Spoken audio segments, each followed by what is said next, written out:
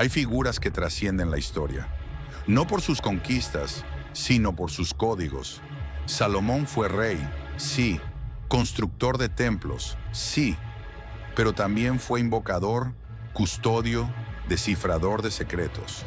Su sabiduría no era solo política, era oculta, y su legado no está en los muros de Jerusalén, sino en los grimorios, los sellos, los rituales que aún hoy se susurran en círculos cerrados. Este archivo no es histórico, es simbólico, porque Salomón no fue solo un hombre, fue un portal. Me presento por si no me conoces. Yo soy el crononauta del misterio. El tiempo guarda secretos, y yo estoy aquí para revelarlos.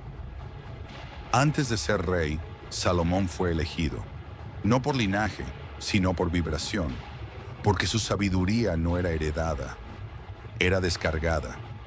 La Biblia lo presenta como el hijo de David, constructor del templo de Jerusalén.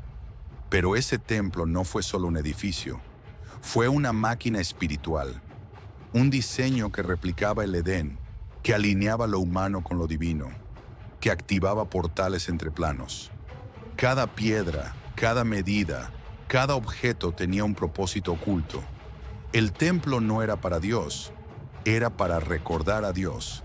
Según el libro de los Reyes, Salomón recibió planos directamente del cielo. Pero en textos esotéricos se dice que esos planos fueron entregados por entidades superiores, ángeles, vigilantes o incluso seres de otras dimensiones. Porque el templo no fue construido con herramientas humanas, fue canalizado. En la Cábala, el templo representa el cuerpo humano. El santo de los santos es el corazón, el altar es el plexo, los pilares son las piernas. Y Salomón, al construirlo, no solo levantó un edificio, activó un cuerpo colectivo, un cuerpo que vibra aún hoy, en cada ritual, en cada canto, en cada invocación. Pero hay un detalle que muchos olvidan. Salomón no pidió riquezas ni poder, pidió sabiduría, y esa sabiduría le fue dada en forma de códigos, símbolos, nombres secretos. Porque el verdadero poder no está en el trono, está en el conocimiento oculto. Así comenzó su reinado, no como monarca, sino como arquitecto del umbral. Si te está gustando este archivo, dale me gusta al video. Suscríbete al canal para no perderte ningún enigma. No fue corona lo que le dio poder, fue un anillo, un objeto que no brillaba por joya, sino por código.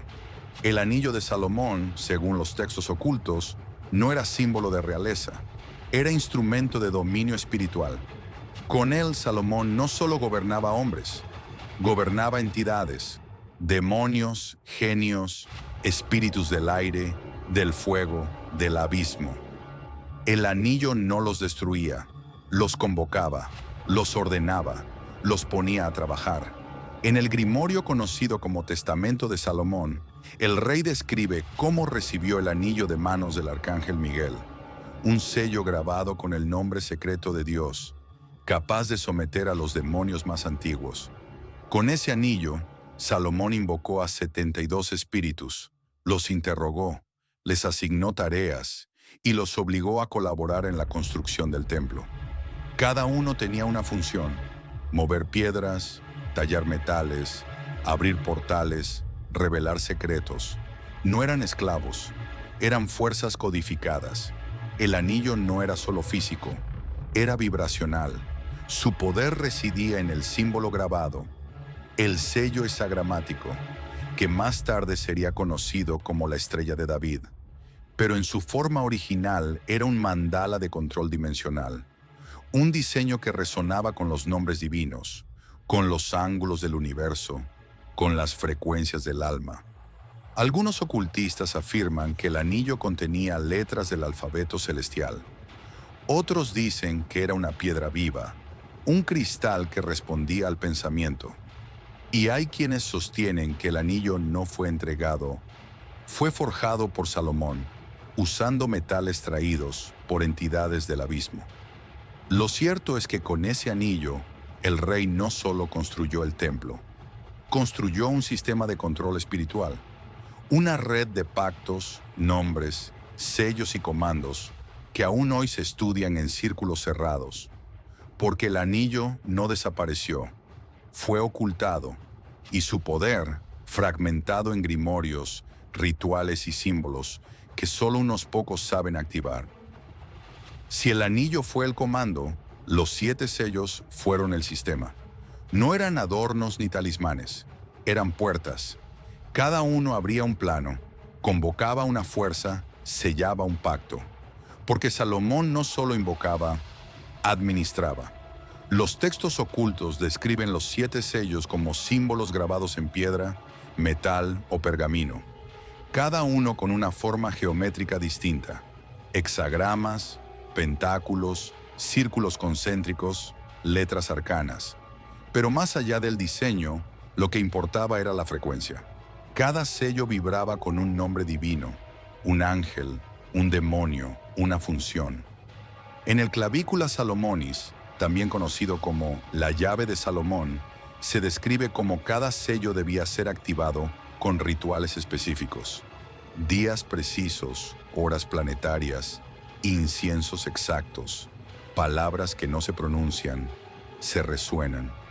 El primer sello abría el plano del aire, entidades que dominan el pensamiento, la comunicación, los vientos. El segundo, el plano del fuego, espíritus de transformación, destrucción, alquimia. El tercero, el agua, emociones, sueños, memorias. El cuarto, la tierra, estabilidad, construcción, materia. Los 3 restantes eran más sutiles. El quinto, el plano del tiempo.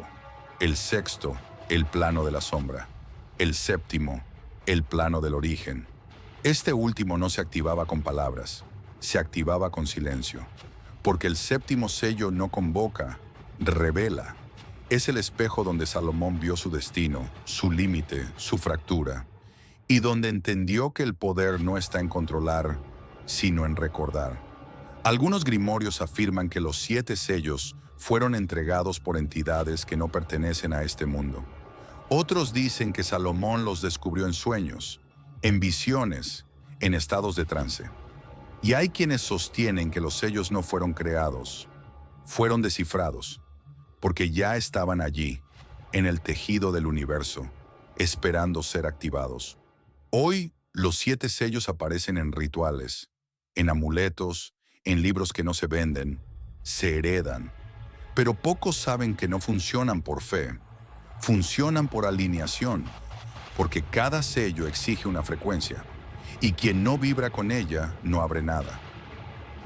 Salomón no solo habló con Dios, también habló con los otros, con entidades que no habitan el cielo ni la tierra, sino los pliegues interdimensionales, espíritus que no se ven, pero se sienten, y que, bajo su comando, revelaron secretos, movieron piedras y ejecutaron tareas que ningún humano podría realizar. Según el testamento de Salomón, el rey recibió el anillo de poder del arcángel Miguel, y con él comenzó a invocar a los 72 demonios que perturbaban a los hombres. Pero en lugar de destruirlos, los interrogó. Les pidió sus nombres, sus funciones, sus debilidades, y luego los asignó. Cada uno fue obligado a colaborar en la construcción del templo, bajo juramento, bajo sello, bajo vibración. Estos 72 espíritus no eran iguales. Tenían jerarquías, títulos, dominios. Algunos eran reyes, otros duques, otros mariscales del abismo. Cada uno gobernaba legiones. Cada uno tenía especialidades: manipulación del tiempo, revelación de secretos ocultos, influencia sobre emociones humanas, control de elementos naturales, transmutación de materia, apertura de portales. Pero Salomón no los invocaba por capricho. Lo hacía con precisión ritual, círculos de protección, palabras de poder, inciensos específicos, horas planetarias exactas, porque el pacto no era verbal, era geométrico. Cada espíritu respondía a un sello, a una forma, a una frecuencia.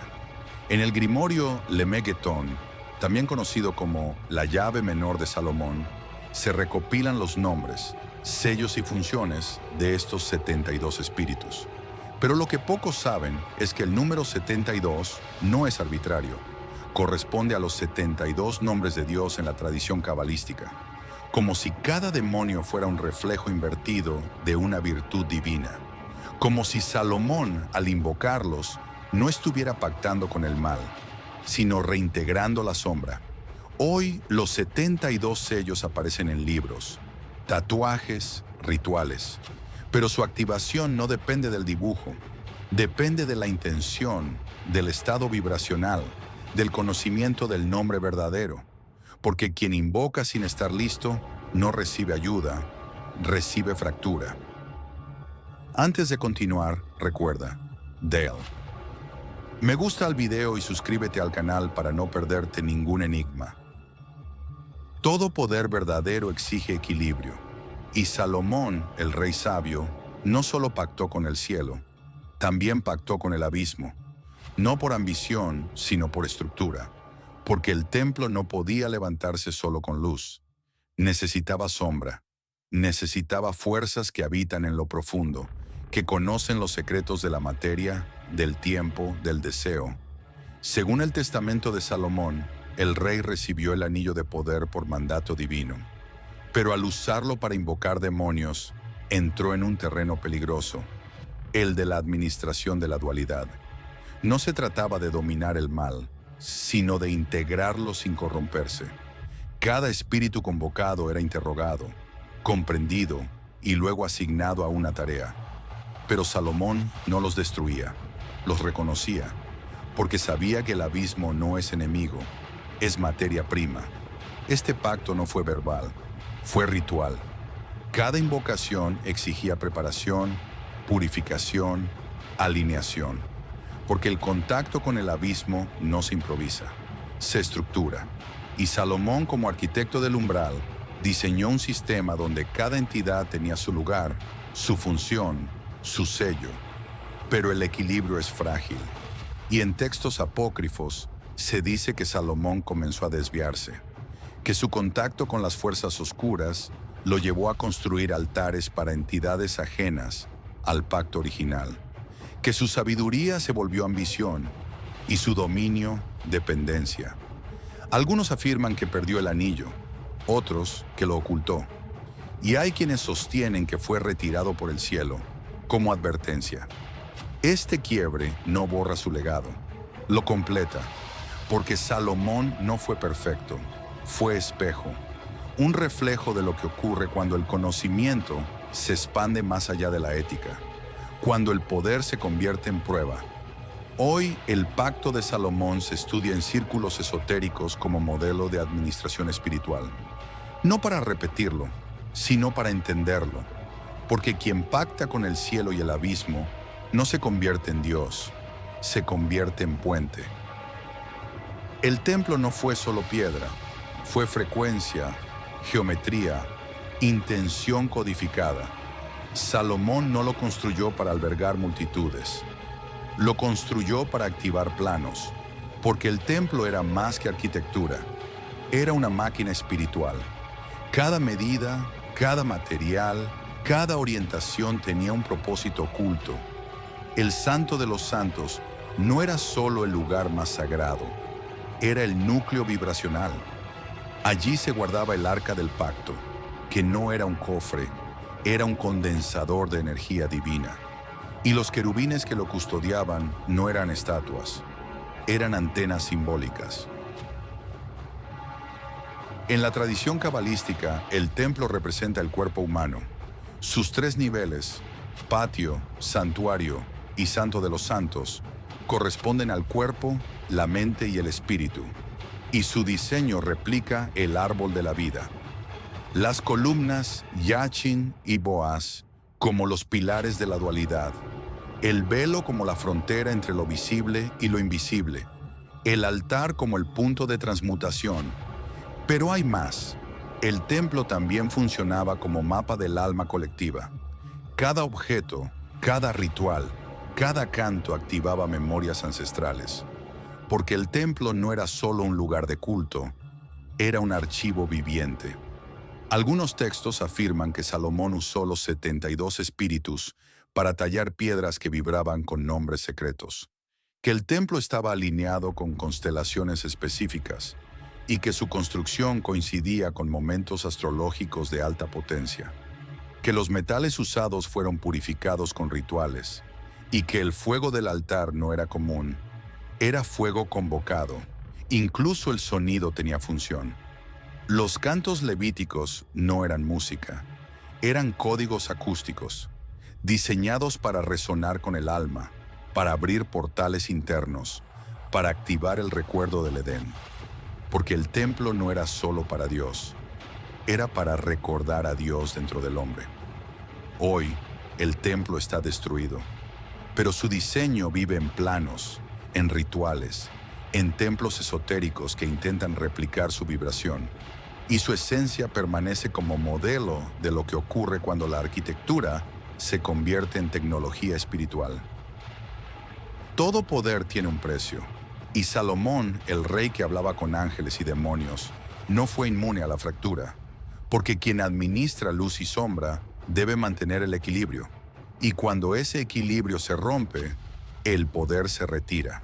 En los textos bíblicos, la caída de Salomón comienza con sus alianzas políticas. Tomó esposas de naciones extranjeras, y con ellas llegaron cultos ajenos, altares para dioses que no vibraban con el pacto original. Astarte, Moloch, Quemos, nombres que no resonaban con el sello divino. Y Salomón, el sabio, permitió que se les rindiera culto, no por ignorancia, sino por ambición disfrazada de diplomacia. Pero en los textos esotéricos, la caída es más profunda. Se dice que el uso del anillo comenzó a corromperse, que Salomón invocaba entidades sin propósito ritual, que cruzaba planos sin protección, que abría puertas sin cerrar las anteriores, y que el anillo, al detectar esa desviación, se desactivó. Algunos afirman que lo perdió, otros que fue robado por un demonio disfrazado de sirviente, y hay quienes sostienen que el cielo lo retiró, como advertencia. La pérdida del anillo no fue solo simbólica, fue vibracional, porque sin él, Salomón ya no podía comandar, ya no podía construir, ya no podía equilibrar, y el templo, aunque aún de pie, comenzó a desalinearse. En la tradición mística, este momento representa la fractura del alma colectiva, el punto donde el conocimiento se separa de la ética, donde el poder se convierte en carga, donde el sabio se convierte en exiliado interno. Salomón no fue desterrado físicamente, fue exiliado de la frecuencia, y su legado, aunque monumental, quedó marcado por esta caída, porque el verdadero archivo no es el templo, es el proceso, y ese proceso incluye luz, sombra, ascenso y ruptura. Cuando el anillo se perdió, no se extinguió su poder, se fragmentó, porque los objetos rituales no desaparecen, se ocultan en capas simbólicas, y el legado de Salomón no quedó en ruinas, sino en grimorios, linajes y rituales que aún vibran. Los grimorios salomónicos no son libros comunes, son archivos codificados, escritos en lenguas híbridas, con símbolos que no se leen, se activan. La clavícula Salomonis, el Lemegetón, el Testamento de Salomón y otros textos apócrifos contienen fórmulas para convocar, sellar y dialogar con entidades. Pero no son manuales, son mapas de frecuencia, porque cada palabra, cada sello, cada instrucción está diseñada para resonar con planos específicos. Estos textos no fueron escritos por Salomón directamente. Fueron canalizados por iniciados, por alquimistas, por ocultistas que accedieron a fragmentos del archivo original. Y cada uno añadió su capa, su interpretación, su vibración. Por eso los grimorios no se estudian, se descifran. Pero el legado no quedó solo en papel. También se transmitió por linajes ocultos, órdenes esotéricas, escuelas herméticas, círculos de invocación que heredaron los sellos, los nombres, los rituales. Algunos afirman que el anillo fue dividido en 7 fragmentos, cada uno custodiado por una línea iniciática. Otros sostienen que el anillo fue transmutado en símbolo y que su poder vive en quien lo recuerda. Incluso en la masonería, el nombre de Salomón vibra como eje simbólico. El templo, las columnas, el arquitecto, todo apunta a una estructura que no es física, sino ritual. Y en ciertas logias se afirma que el verdadero anillo no se porta en el dedo, se porta en la conciencia. Hoy hay quienes buscan el retorno del anillo, no como objeto, sino como frecuencia perdida, a través de cantos, geometría sagrada, activaciones genéticas, estados de trance. Porque el anillo no se encuentra, se reintegra. Y quien lo porta no domina, administra con sabiduría. Salomón no fue solo rey, sabio o invocador. Fue espejo, un reflejo de lo que ocurre cuando el conocimiento se convierte en poder. Y el poder exige equilibrio absoluto, porque su historia no termina en gloria, termina en advertencia. No olvides darle me gusta al video y suscríbete al canal para no perderte ningún enigma. Nos vemos en el próximo caso.